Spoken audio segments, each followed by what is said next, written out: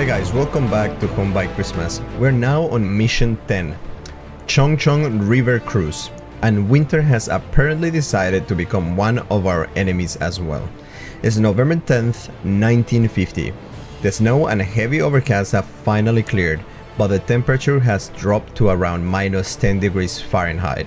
And according to our pilot, keeping these F-80s running in this weather is becoming a mission by itself. Today though, we are staying focused on the ground war. Chinese forces have started moving mostly at night and using villages during the day to hide from our aircraft, and probably to avoid freezing to death themselves. Intelligence believes troops and supplies are moving south alongside the Chongchong River towards the 8th Army position near Kaichon. So our job today is supply line interdiction. We're heading north in a 4-ship of F-80s call sign Eagle, carrying 2 Napalm canisters, 4 HVAR rockets and 6 50 cals. Our primary target is the village of Namyonni, just north of the front line, and anything else we find moving troops or supplies south is also fair game. So hopefully the engines keep running, the guns don't freeze, and we don't run into any more MiGs. We are already approaching the target area, flying just above the mountains and following the river north. At first I really don't see much. I start scanning the valleys and the river for anything that looks like troops, vehicles, supplies, anything moving south. Then someone in the flight calls out a boat near the bridge. A boat? That is actually a first for me. So now I'm looking down the river trying to figure out where this thing is. And eventually, there it is. Just happily sailing along like there isn't a formation of F-80s looking for targets directly above it. Now, I have never attacked a boat in this game before, so I'm not entirely sure how much punishment it can take. Do I use rockets? Did I need a bomb for this? There's only one way to find out.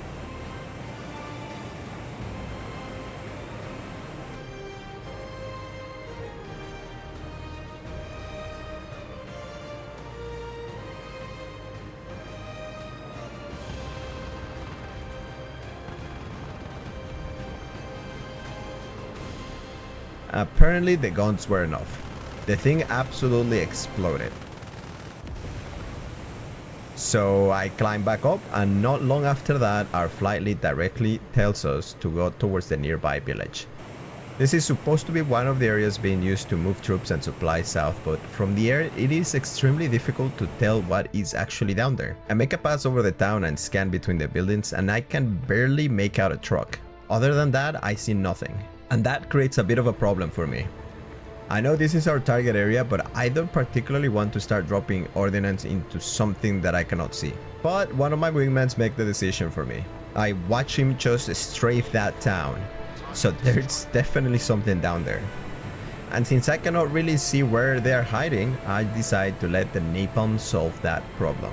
I turn back towards the village, line up the center of the position, and release my napalm.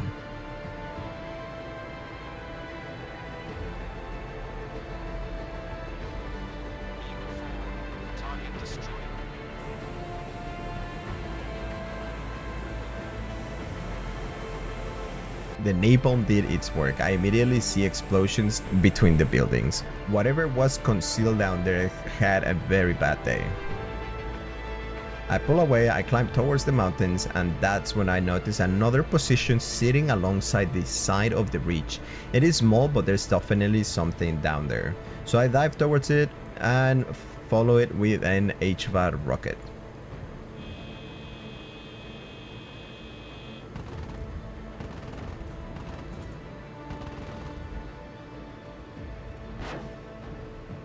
Direct hit. The explosion confirms that there was definitely something.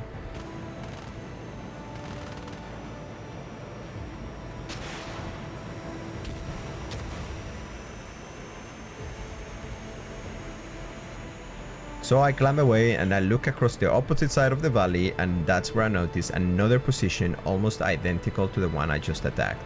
So, same idea, different mountain. I line up and fire another HVAR rocket.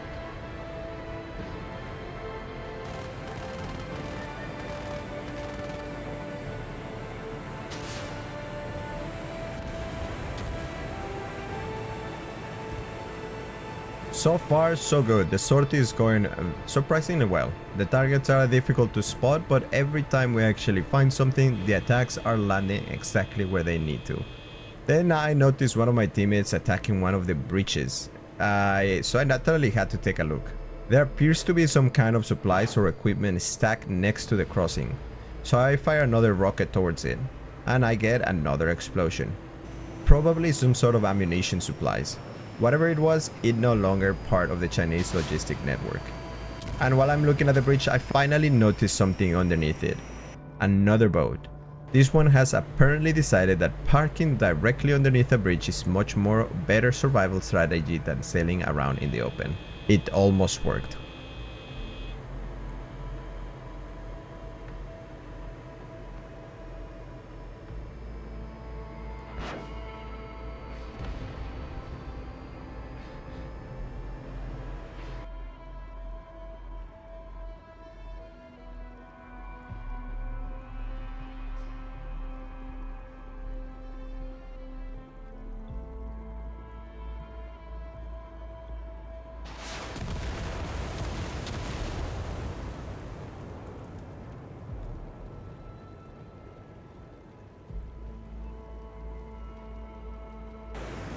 And by this point we have done exactly what we came here to do.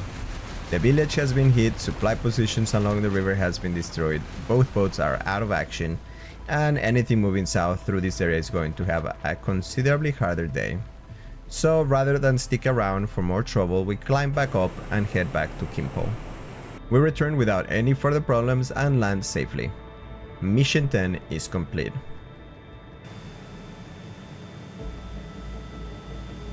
But only 4 days later, the scale of this mission changes completely. November 14th, 1950. The Chinese offensive has changed the situation on the ground, and our pilot is starting to understand just how brutal this war is becoming. The journal talks about entire formations of troops being caught by napalm rockets and machine gun fire, and there is something different in the way he writes about it now. Earlier in the campaign, there was still this idea of scoring victories, becoming an ace, maybe even becoming some kind of hero. That enthusiasm is beginning to disappear. Now he's simply trying to survive each sortie and keep the men on the ground alive. And today, surviving may be a little complicated, because for the first time, we're not going north to attack troops or supply lines. We're going all the way back to the Yalu River, and we are bringing B29s with us. Mission 11. Friends in high places. Our job is to escort the bombers all the way to the Yalu, protect them during the attack, and get them safely back towards the coast. We'll be leading a force ship of F-80s call sign Queen 1, meeting the bombers at around 21,000 feet, and there's one instruction in the briefing that suddenly feels a lot more important than it probably would have a few weeks ago. Once bombs are away, turn west. Do not cross the Yalu. China is right there on the opposite bank, and after what happened with the MiG-15s on our last sortie, there's a very good chance we're going to meet them again. So this is no longer a normal ground attack mission. Now we have bombers to protect, a border we are not supposed to cross, and enemy jets that are considerably faster than we are. So here we are, already at altitude with a bomber formation. And this is one of those moments that it just looks incredible. B29s spread across the sky, fighters weaving around them, contrails everywhere. And everything just feels so calm. Like the calm before the storm. And we know a storm is coming, because we already know the MiGs operate up here. So while the bombers continue towards the Yalu, I'm constantly scanning the sky. I don't see anything, just an enormous formation slowly pushing north.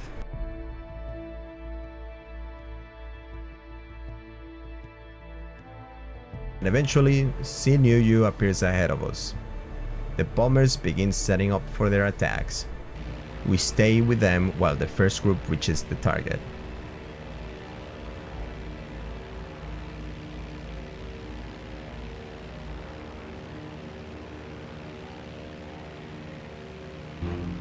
Bombs away.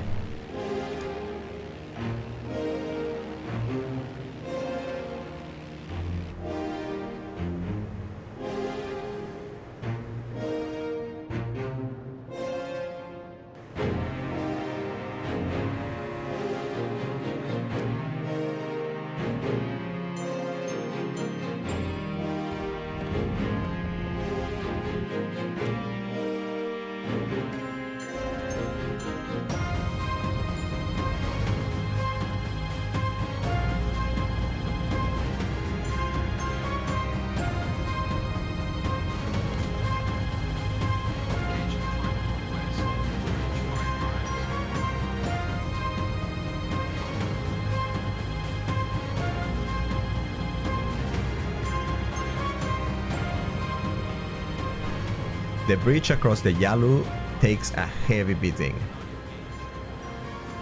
Bombs are falling all around the crossing, and some of them even appear to land beyond the river on the Chinese side, near Napalm, which is probably not ideal. Our orders were very specifically to avoid crossing that border. But before I have much time to think about the diplomatic consequences of that, the radio comes alive. Enemy fighters. MiGs. And suddenly the entire sky becomes chaos. Contrails everywhere, fighters passing in every direction, B29s turning away from the target, F-80s maneuvering, MiGs diving through the formation, and for several seconds I genuinely cannot tell who is who. Everywhere I look, there is another aircraft. I see something cross in front of me, and another behind me, and another contrail above me, and I just cannot tell what's going on. This is probably the most confusing air battle we have seen in this entire campaign so far. There's so many aircraft in such a small piece of sky that identifying a MiG before it already passes you becomes extremely difficult. And when I finally identify one, he is gone almost immediately. That speed difference we noticed during the last mission, well, it is much more obvious now. These aircrafts can enter the fight, make a pass, and disappear before I can properly react. For a moment I'm tempted to stay here and try to sort the whole thing out, but then I look towards our original bomber group. They're already moving away from Sinuiju, and there doesn't seem to be much protection staying with them. That changes the decision completely. My job is not to win a dogfight over the Yalu, my job is to get those bombers home. So I leave the chaos behind and start moving towards the formation.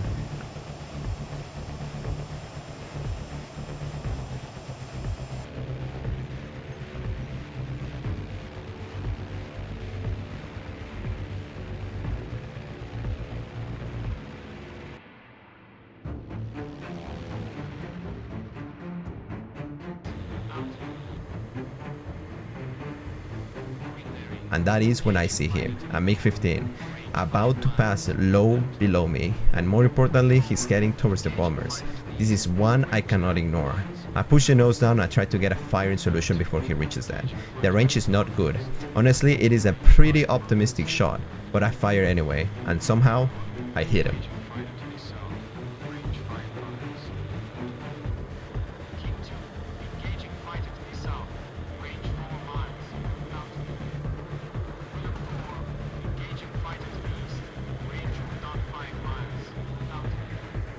A few rounds connect, not enough to immediately destroy the aircraft, but enough to get his attention. The MiG immediately reacts. He rolls over and dives hard towards the ground. Naturally, I follow him. I push the F-80 into the dive and try to stay close. The speed keeps building and building. Eventually the aircraft starts to feel terrible. The wings are visibly flexing, the controls are getting uncomfortable. My entire aircraft is just... If I keep forcing this dive, this MiG might not have to shoot me down. I might simply dismantle my own aircraft. So I pull the throttle back and start trying to get the F-80 under control. And somewhere during all of this, I lose sight of the MiG. For a moment I thought, oh man, he escaped. Then I looked down and I realized he didn't.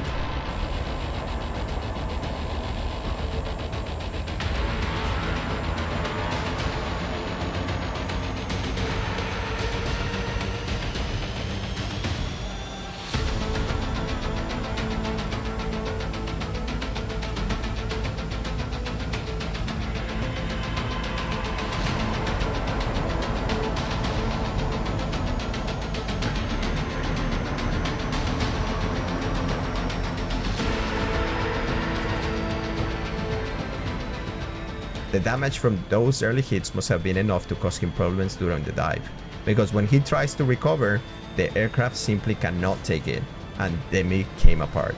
Not exactly the con kill I imagined when I started shooting at him, but I am absolutely counting it. One MiG down. And now I just need to get back to the bombers, except there is one small problem. I'm alone, low and away from my formation, and apparently a group of MiGs want revenge. So the moment I start to climb back towards altitude, another MiG comes screaming right at me. He misses, so the mission changes again. Forget chasing, now I need to defend. So I kept the speed up, stay defensive, and start standing away from the fight. But every few seconds I'm checking behind me, expecting another MiG to appear. And that's exactly what happens. Another MiG is on my 6 and I gotta defend.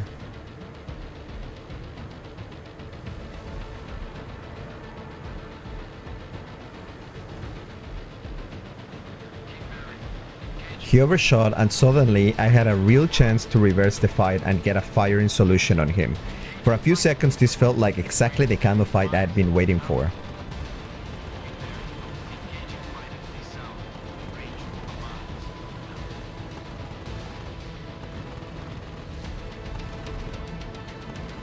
But unfortunately, we had drifted so far away from the mission area that the game eventually gave us the prompt to teleport back to the airfield. And by that point, frustration had already won. I had basically dumped the rest of my ammunition trying to bring this one MiG down. So I took the teleport. I know, shameful, but honestly I was starting to lose patience with these MiGs constantly refusing to stay and fight. And to be fair, this is the AI that is probably exactly what they should be doing.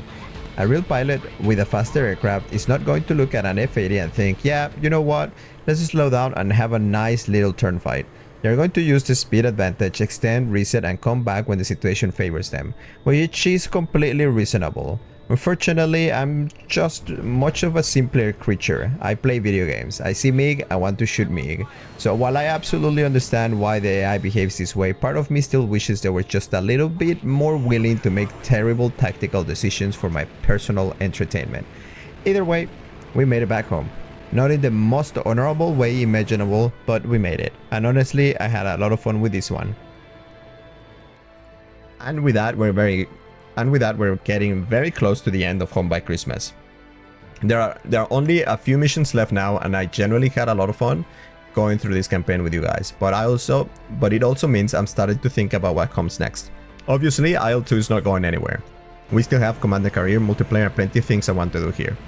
But I also play DCS, and I would really like to keep exploring other flight sims and other campaigns alongside IL2. So I actually want your recommendations. If there is a DCS campaign you think will work particularly well with this kind of storytelling, please let me know. Like I said before, I read the suggestions and I genuinely want to know what you guys would like to watch once Home by Christmas is finished. As always, thank you so much for the support of these videos. We're almost at the end of this campaign, and after finally meeting the MiG-15 properly over the Yalu, I have a feeling these last few sorties are not going to make it easy for us. Thank you for watching, and I'll see you in the next sortie. Ciao!